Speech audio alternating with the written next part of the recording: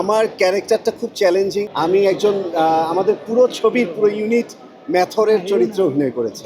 আপনার শুনলাম যে গুঞ্জন এসেছে যে মুভি করছেন আসলে। এটা গুঞ্জনের কিছু না, এটা সত্যি বাস্তবে পরিণত হচ্ছে। আর আমি দীর্ঘদিন গত 6 মাস 8 মাস নিজেকে তৈরি করেছি। সেই ছবিটার ডিরেক্টরের সাথেই মাত্র আপনাদের দেখা হয়েছিল। সো বিখ্যাত প্রখ্যাত নার্গিস আপা, সো ওনার ছবি দিয়ে আমি স্টার্ট করছি। তো খুব তাড়াতাড়ি আমরা আপনাদেরকে মহরতে ইনভাইট করব। আসলে যেখানেই তো যায় সেখানেই ফাটায়, ছবিতে কতটা ফাটায় তা জানি না, তবে আমার যে চরিত্রটা সেই চরিত্রটা অবশ্যই একটা কিছু একটা তো হবে ইনশাল্লাহ।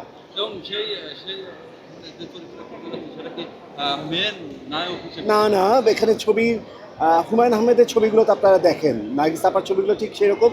প্রতিটা চরিত্রেরই গুরুত্ব থাকে, প্রতিটা চরিত্রের ব্যাপ্তি অন্যরকম। সো খুবই গুরুত্বপূর্ণ ভাইটাল একটা ক্যারেক্টার আমি প্লে করছি। তো কতটুকু বোমবাস্টিং হবে সেটা আসলে অ্যাডলব ভাই? আমি ছবির কাজ শেষ না করে তো আমি ওটা বলতে পারছি না আসলে। কাজ শেষ করার পর তো এই প্রশ্নের উত্তরগুলো আপনাদেরকে একটু ওয়েট করতে হবে। আমার ক্যারেক্টারটা খুব চ্যালেঞ্জিং, সো ডেফিনেটলি এটা তো চ্যালেঞ্জিং বলতেই। হ্যাঁ, একটু জানতেই চাই যে আপনার কো-আর্টিস্ট ওই তো আমার ডিরেক্টর দাঁড়িয়ে আছে, ওটাকে নিয়ে আসলে তার আপনার কো-আর্টিস্ট হিসেবে আপনার নায়িকা কে থাকতে একটু জানতে চাই। কাস্টিংটা এখনো একটু এদিক সেদিক করা হয়েছে। সো আমার মনে হয় আমার ডিরেক্টর প্রডিউসার দুজনই খুবই গুণী মানুষ। আর এটা হলো বিশেষ করে আপনাদের প্রিয় নায়ক মান্না ভাই প্রোডাকশন থেকে, প্রীতাঞ্জলি চলচ্চিত্র, হ্যাঁ ওটা থেকে আর নার্গিস আপার ছবি। সো এটার কাস্টিং একটু রদবদল হয়েছে।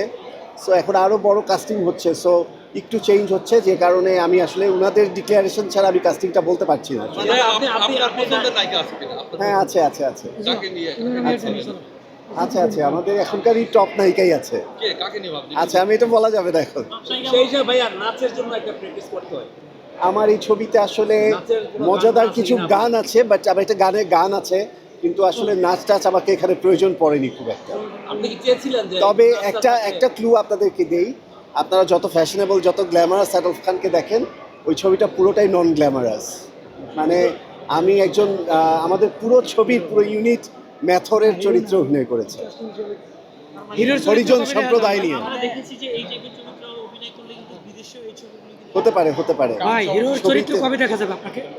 কখনোই না, আমি হিরো বলে কোনো কিছু না, আমি অভিনয় করব, অভিনেতা হতে চাই আসলে। কিন্তু অ্যাডলব ভাই সবসময় বোমবাস্টিং দেয়, কিন্তু এই চরিত্রটা কেন বেছে নিলেন না? এই চরিত্রটার মধ্যে অনেক ইন্টারেস্টিং ব্যাপার আছে। আর আমার যে চরিত্রটি, এই চরিত্রটা এই দেশের আসলে প্রেক্ষাপটে একটু ব্যতিক্রম। অবশ্যই একটা ঘটনা তো ঘটাবেই। আর আগামী মাসে কিন্তু আমার আসছে, আমার জীবনী নিয়ে বইমেলায় এবার বই বের হচ্ছে। এক রাইটার বিশাল এক গল্প লিখে ফেলেছে আমাকে নিয়ে। তা আগামী মাসে কয়টা করে বই ফ্রি পাবো? কি পাবেন কিনা জানি না, আপনাদেরকে নিয়ে আমি বইমেলায় হাজির হব, এটুকু আমি জানি। আজকে শীতে অরেঞ্জ পরে আসছেন, আমরা দেখতে হ্যাঁ। পাচ্ছি অরেঞ্জ পরে শীতের সাথে কেমন লাগছে? ভালো লাগছে। আমি তো এক একদিন এক এক কালার পরি। আমি একদিনের সাথে আরেকদিন চিন্তা করি যে আজকে কি পরবো, কালকে কি পরবো, এগুলো আমার অনেক আগে থেকে ঠিক করা থাকে এবং আমি রিসার্চ করি, এবং আজকেও তার কোনো ব্যতিক্রম নেই। সেটা কয়দিন আগে আপনি আর এই যে আপনারা এত ভালোবাসেন, আপনাদের জন্য আমি অনেক ইন্সপায়ার পাই। ভাই আপনার সিনেমা থেকে এই ধরনের কোনো লুক পাবো বা কোনো সিকোয়েন্স আছে কিনা?